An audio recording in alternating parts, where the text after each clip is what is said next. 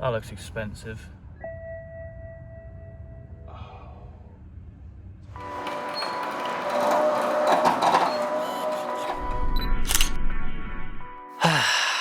Hey guys, it's Luke here and welcome back to another video. Not a good one though, unfortunately. M3 down. I'm sure you've all seen in the recent video about the amount of costs that have been incurred in my ownership of that car. It's a car I use every day, as you all know, and unfortunately, one morning, it wouldn't start. So essentially, what happened, as you'll see in a minute exactly, well, I parked the car up the night before, runs absolutely fine. I mean, the car's been running really well actually, ever since the overhaul from Swift Performance recently. The next morning, got up, ready to go to work, got in the car, and well, this happened.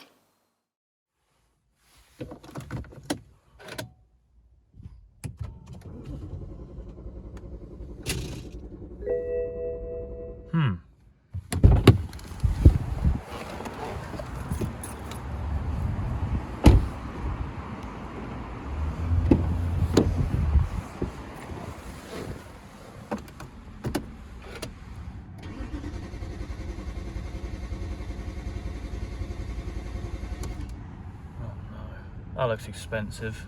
Nice. Brilliant. Oh my days. This is weird. And sounds very expensive. That is not a good symbol. Full in drive. It's not possible to continue my journey because it won't start. So naturally, I'm confused, a bit stressed, slightly worried about what is going on. So I have a look through all the codes, well, not the codes, sorry, the warning lights on the dash, as you can see. At this point, I didn't actually have access to one of my code readers, and I was just kind of playing around with it, tried it a couple of times, as you've seen. So I kind of rage quit. Well, got out of the car, locked it, unlocked it. That was probably the second or third time I had done that. I wasn't sure what else I could try. And weirdly enough, in typical 2008 BMW fashion, it decided to start.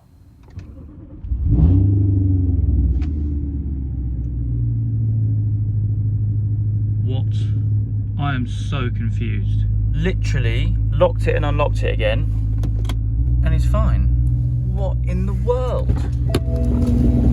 I am so confused. I don't get that. I mean, I'm thankful that it started. That is really weird.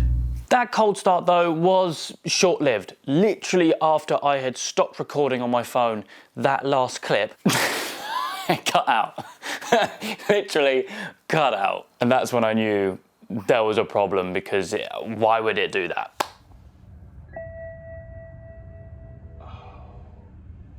It's just literally just cut out. Electrical power supply, please check. Right.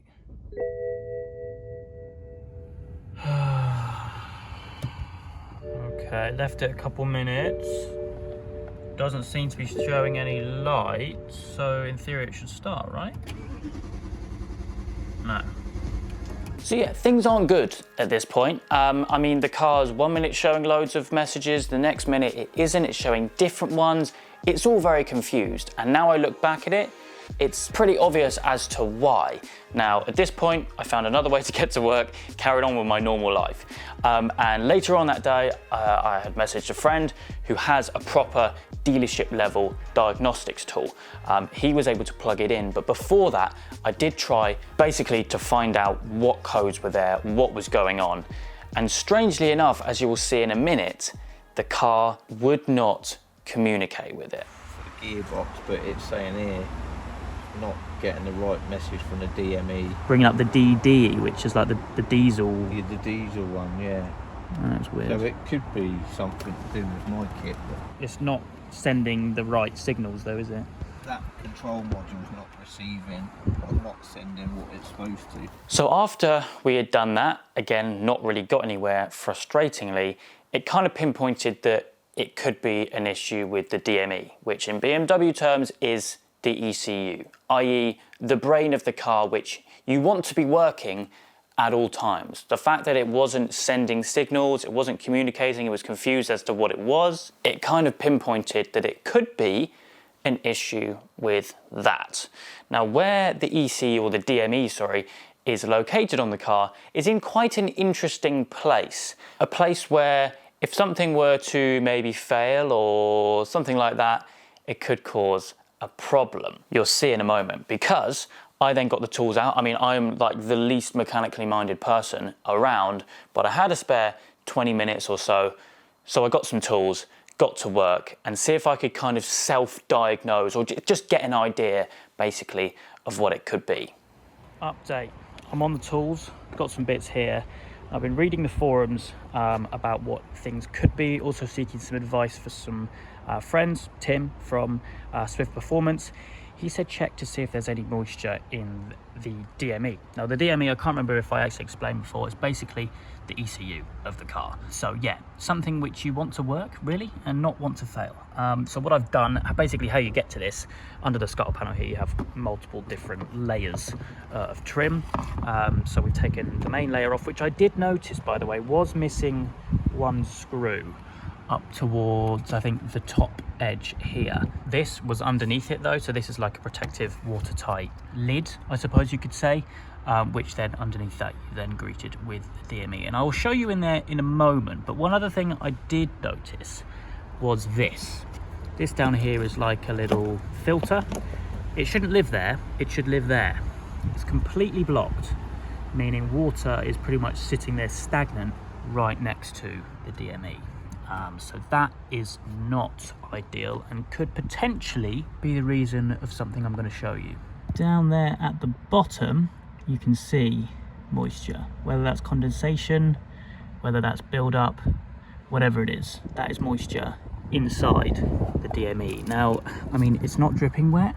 You can see the plugs, they're dry. There's no kind of serious condensation on things, I don't think. There is some form of moisture in here, but that is not good. On closer inspection, folks, this is not good. Down towards the back, I mean, you can see that reflecting back. I know it's out of focus, it's impossible to get it to focus. And I think I know the issue and the reason why it's happened. So on these cars, the M3s, you have, well, like most cars actually, you have drainage points on each end of the scuttle panel. These, I presume, can get blocked. But little things like this, little filters, are situated inside them to basically let the small objects, and ideally the rainwater or any water or liquid, go through, but then keep all of the big chunky things which would block it up at the top. That was not situated where it should be. It was actually situated kind of up there where all that other gunk is. And what that has meant, and I'm kicking myself for this, I'm absolutely kicking myself for it, it's completely blocked, full of rubbish basically, and that is literally right next to where the DME or ECU sits. But that is one silly mistake, if it is from this, which I to be honest, I reckon it is. That is one silly mistake which could now result in a hefty bill. Oh dear. Right, okay. I've been trying to empty this, and I find this, I swear down, if this is a 10mm, this is just going to be the meme of all memes. Of course it's not 10mm, it's an extension. Right, yeah, this, I mean, it is starting to drip out at the bottom now, which is good. What is this video, honestly? I keep on looking in here as well. Let me zoom in. Have a look at that little tab. Now that, if I just reach over with my dry hand, this little section here above my thumb, that is damp, as is that. You can see it's shining a little bit. There's moisture in there. If I rub it, you might be able to see it on my hands. I'm really hoping that, I don't know, something can be done to dry this out, and then hopefully, then it would be all okay. But I'm pinching myself because I am conscious of these little drains. And I'll be honest, I didn't realise this is where the DME/ECU was housed. Anyone out there with E92, E9X platform, check your drainage, because could have a problem like this on your hands. Okay, let's get this thing recovered. Here it is.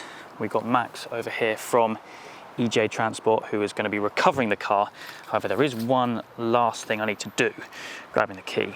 This car is currently stuck in park, and I was a little bit worried about basically what that meant. As you can see, park. Naturally, when you turn the ignition off, it would then just automatically go into park every time you stop and park up. However, in here, if we just get our hands under here, we have that little white tab. Now that is basically like a manual neutral selection. So if you put a little Allen key in there, you can then basically pop it into neutral. Transmission position P not engaged, and there we go, neutral sorted.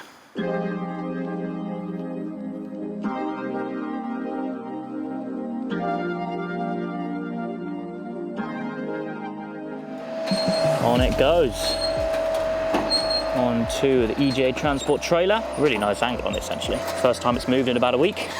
It's literally just been abandoned outside my flat. Can't move it, can't drive it. In fact, I've been using that for the last week, which is arguably the better daily, some could say. But yeah, hopefully this is not going to be too astronomical in terms of repairs. Right, there we go. Is that on? Awesome. Well, it's good that they designed it so you can put it in neutral and force it into neutral, otherwise we'd be in a very, very sticky situation.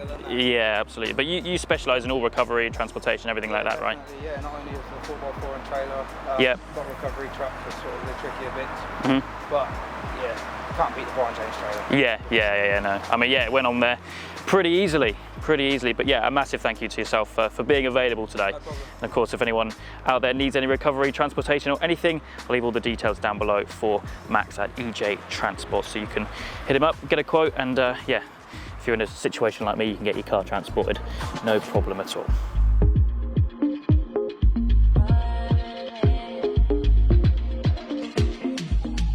So there we go, back upstairs now. Car is now on its way down to Regal. It could be the fact that there's water in the ECU and it needs drying out, recoding, or it needs a whole complete new one. We don't know yet. And it might actually have caused some side-on problems as well. So we don't really know until the car's down there. The guys can diagnose it, see what's wrong with it, and then we can go from there. Now that will come in a separate video.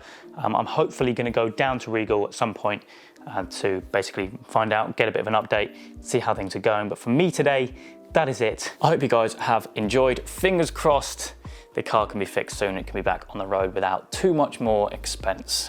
But yeah, it is what it is. M3 tax, another one to add to the list. But yeah, as I said, that's it for me today. I hope you guys have enjoyed. If you have, please make sure you leave a like and make sure to subscribe for all the adventures still to come.